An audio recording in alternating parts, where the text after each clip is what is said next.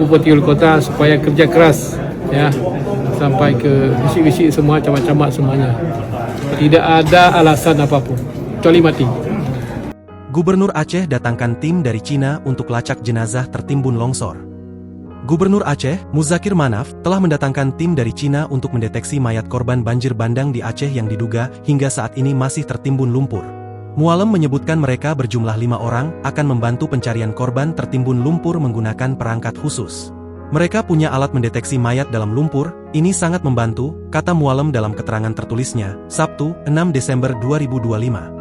Menurut Mualem, khususnya di wilayah Aceh Timur, Aceh Utara, dan Aceh Tamiang, masih ada mayat yang belum ditemukan. Lumpur itu sampai pinggang, jadi mereka ada alat untuk membantu kita, ujarnya. Sebelumnya, Mualem memaparkan situasi lapangan yang disebutnya sangat berat, terutama di Aceh Tamiang, Aceh Timur, Aceh Utara, dan sebagian Biren.